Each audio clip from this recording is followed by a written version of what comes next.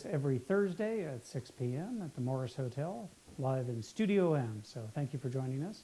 Got a lot to talk about tonight, so we're going to jump right into it. First up, we have a story about the latest in wearable tech. That's right, there's a new player. It's not just relegated to Google anymore. We have Moto X. Well, not Moto X, but it's called the Moto 360 watch. So this is cool. It looks more like a normal watch than anything I've seen yet. It's a lot less square than the Pebble. It looks like a designer watch. What we know about it so far, basically, it can be used for left or right-handed use, which means that the screen orientation will probably automatically flip depending on which wrist you're wearing it on. There is no camera. They thought that that would be a detracting feature from what they're trying to accomplish with this watch. It's water resistant. You probably don't want to go swimming with it. And the weird thing is that there's no charge port. They haven't said how they're going to charge this watch. There's no micro USB port, and there's no sensors that you would normally associate with like a Qi pad charger. So we're not sure how you're going to power this thing yet, but I'm sure they will reveal more as it comes closer to actually being released. It'll work with any Android 4.3 phone. So yes, the thing with all of these watches is that you have to pair them with some sort of smartphone to get the updates and the information to funnel through. And this is no exception. So if your Android device is running at least Jelly Bean or later, then you'll be able to use it with this watch. Looks very stylish. It's really slick. I like it. The thing that is really cool, and this isn't a foregone conclusion with a lot of other wearable watches, is that you will actually be able to look down and tell the time on it. So many of them have so much stuff that they're constantly pushing out to you notifications that the time on a watch actually becomes a tertiary feature. So on this one, they promise that you'll be able to know what time it is just by looking at it like a normal watch. Now, we do not know pricing yet for it, and we don't have a firm release date either, but they're thinking June-ish. So stay tuned. We'll let you know more as we know more for you. So the next story has to do with cooking. This is Wolfgang Puck. I love him. He's crazy. If you've ever watched any of his shows, he's insane. He's a maniac, and he's a fantastic chef. And he comes up with these ideas sometimes. I don't know where he gets them from. But now he has an oven that's not just a regular convection oven. It's a pressure cooker oven. That's right. It combines the technology from a pressure cooker you would find in your grandmother's kitchen with a regular convection oven.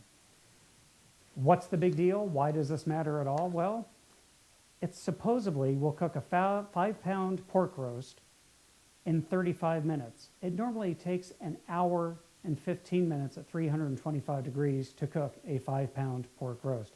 This thing claims that it'll do it in 35 minutes at 450 degrees.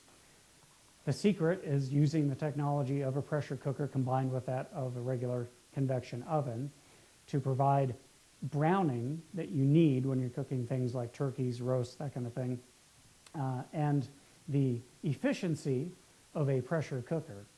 So a number of sites have actually reviewed this product, and overwhelmingly the reviews have been positive. The food apparently tastes fantastic, whether it's a whole chicken, a turkey, a pork roast.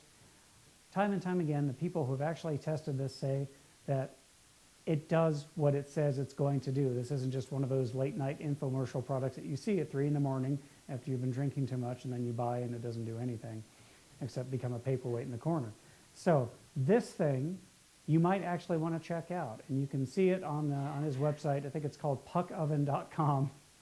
And it starts at around $295. And of course, there are the inevitable accessories that you can purchase too, like a rotisserie, that kind of thing. So go ahead and check it out if you need to give your cooking a 21st century makeover. Now, most of you are probably familiar with an app that came and went so fast we barely got to know it, and that was called Flappy Bird. It was a runaway hit. It was huge, and then it was gone. It was gone because the developer, the creator of the app, started hearing all these horrible stories about people who were losing their jobs because they weren't going to work. They were just playing the app consistently. People were getting sick and not seeing doctors for treatment. It was crazy. So he felt guilty and he pulled the app. Well, In a recent interview, he did say that he's considering putting it back. He's still waffling on the idea. So if you are a Flappy Bird addict, then you might take some solace. It might be coming back. There is an alternative you can try in the meantime, though. It's called Bird Jesus. That's all I'm going to say. You have to investigate it yourself.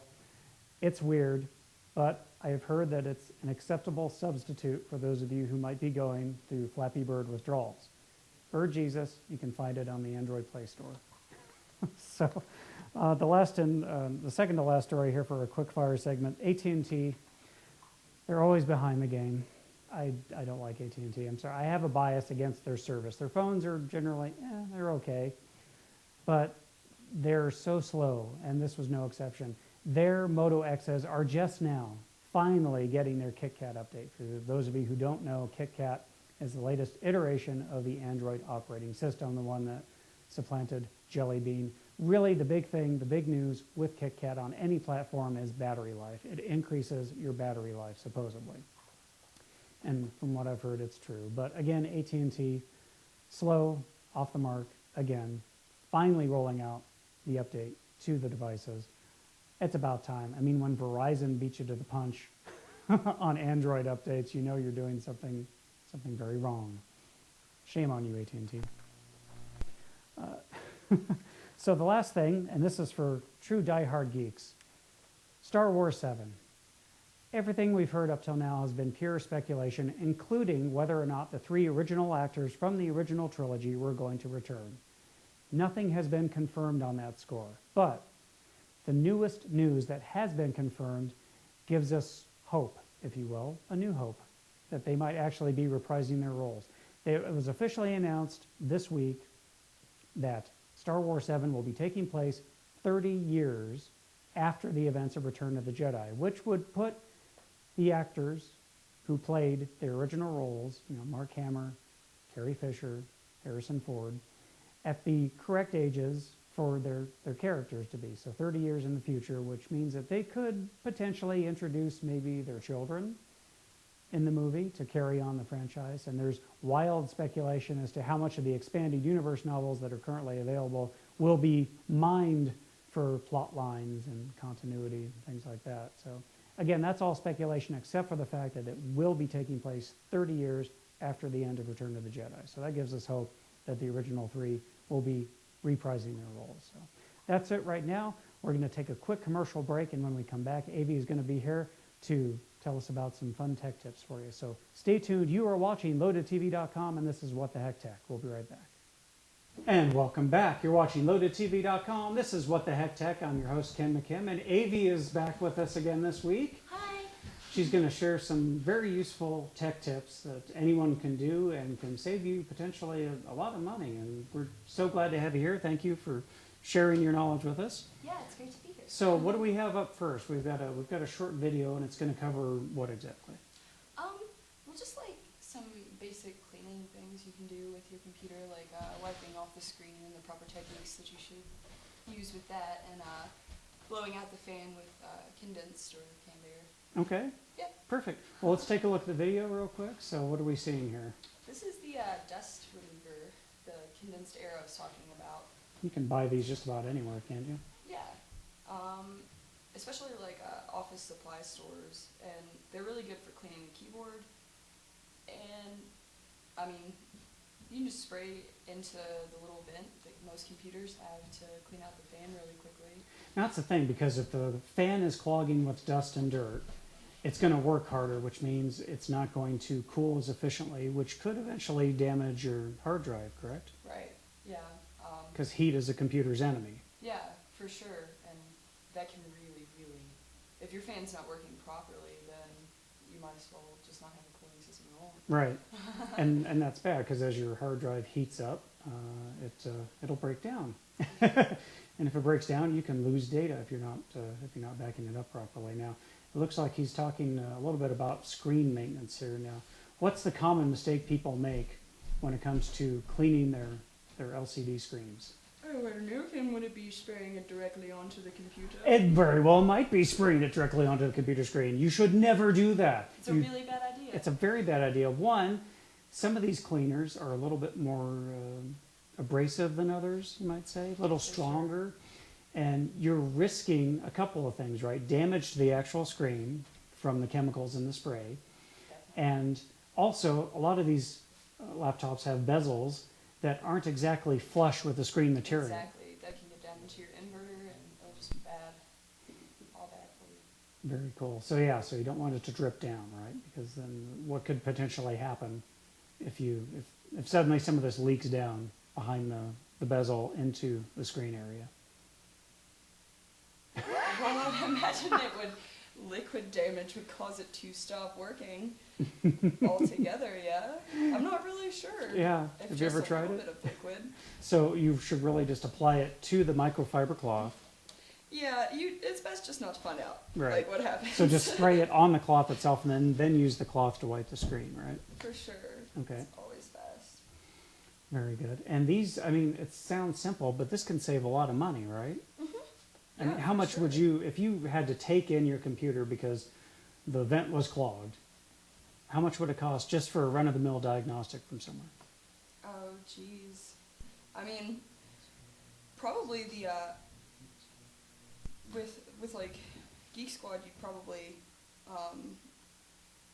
don't know, take it in, they'd send it to a warehouse or something, probably anywhere would send it to an outside repair facility to be, like, diagnosed as hardware problems. Okay. Yeah, because a lot of places just do in-house software problems, so, Anything Yeah. hardware gets sent out. yeah. And that's more always- expensive, right? Yeah, usually you're paying for shipping and handling and some kind of fee. So you must have seen, I mean, I'm sure you saw just about everything. What's some of the weirdest things that you actually saw while you were working at Geek Squad? Well, once there was a laptop that got sent in a plastic bag, and they said that it was, the diagnosis was that it was closed in a bus door, was what the client reported. And it was just completely shattered, like every part of it. All of the cosmetic pieces were just like in splinters in a plastic bag, right? It was ridiculous, you know? They Like, said it had been closed in a bus door? yeah. Okay. Like that it fell Right. it fell down the steps Right. as they were getting on the bus and got closed in the door. So they put the pieces in a bag, sent it to you guys because you were going to fix it. The pieces. We The little we did piece. what you call junk out and just gave them a new computer because what are we gonna do with that? Right. Put it back together tediously. I mean, Were they just expecting that that's what you had your magic wand? yeah, I'm not sure. I don't know. That was pretty crazy. That's fantastic. Yeah, it looked like it had been ran over by the bus. Okay. What's another one? Oh, you mean crazy? Yeah, Crazy another computer crazy, stories? crazy computer stories. Hmm. We love those. It makes us feel good about our own computer stories. Well, I had a few when I worked there that were infested with like roaches and bugs. They love computers. They really do. When it's cold, like in the wintertime, they want to get in there near that heat, especially if your fan is clogged. Okay, great. So if your fan is clogged, not only can you damage the hard drive, but you might be providing a roach motel to unwanted guests in the process. It's pretty awful. I've seen That's- some really bad ones. Fantastic. Yeah, just like live insects. All right. Well, great. On that note, I think we'll go ahead and so yeah, I think we'll go ahead and take another quick break real quick, and then real quick, there's one more thing that we need to cover here. You have told me that one of the biggest complaints you had when people would bring things in is that my computer boots too slow. Yes. So rather than taking it to a professional to get this fixed, there's something you can do while you're at home that'll fix it right up. Yeah, and it's basically just always managing your startup processes. With Windows, there are a lot of programs that you download that just have the box automatically checked to start up when the computer boots. Right. And that's no good. Like, it can really cause like a resource bottleneck and just really slow down the time that it takes your PC to boot up. Okay. So you can just go to the start menu, pull up run as you see here, and go to the MS config. Just MS config, all lowercase, no space, and it's the startup services, right? Yeah. It's been a while. So you go to the startup tab, and then those are all the programs that actually start running when you turn on your computer. And you have the option to hide Microsoft services, I believe.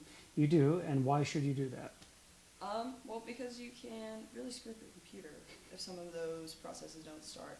Also, you should not do that to your antivirus software as well. Right. Make a point to find that and check it. So you should check the box that allows you to hide the Microsoft services, because generally those are the services that make your computer a computer, and you don't want to turn them off. Right. And then all the rest of them are third-party apps that, for the most part, you can disable. Yeah, and you can, just start them up when you use them. Right. And, it'll definitely, Reduce the boot time. for sure.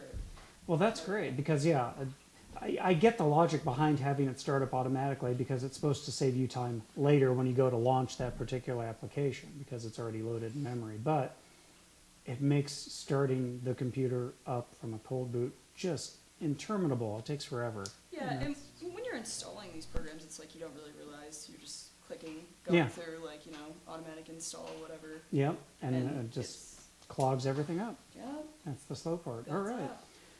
Well, very good. Thank you very much. And so if you have any other tech questions, you can send them to us here, ken@loadedtv.com or info@loadedtv.com. And Avi, thank you for telling us about those. It's going to save a lot of money for a lot of people. Hopefully. You're a hero. You don't know it, but you are. Gosh. So you stay tuned. We have one more, the big story, the What the Heck Tech story for the week when we come back. You're watching LoadedTV.com. This is What the Heck Tech. I'm Ken McKim. Don't go anywhere. We'll be right back.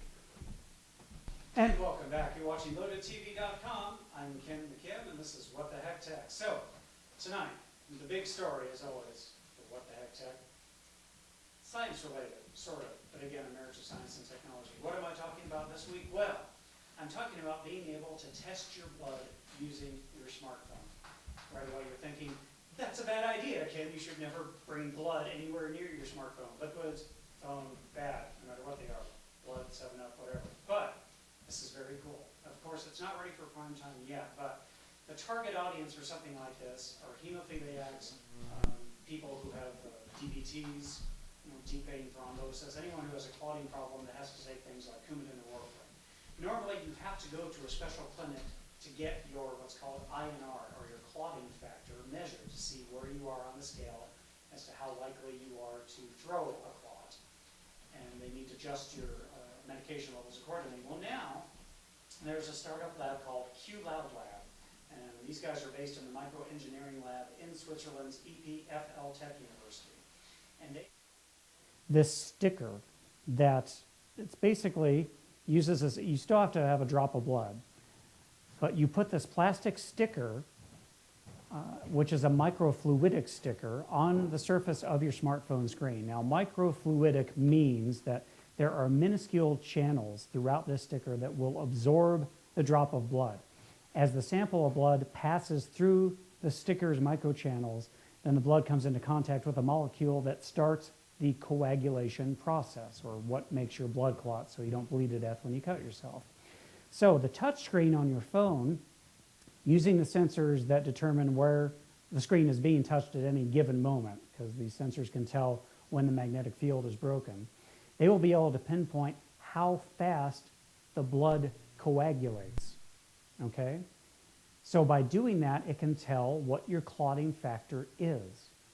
This is huge for so many people. Once this technology is perfected, they won't have to make appointments to go to special Coumadin clinics, see a PA or a nurse practitioner, or have their finger stuck in a clinic setting. They will be able to do this from the privacy of their own home whenever they need to, and manage their own medication doses accordingly eventually. So again, this is all happening in Switzerland. It's not here in the US yet. It'll have to go through FDA approval, but this is one of my favorite types of stories, as usual.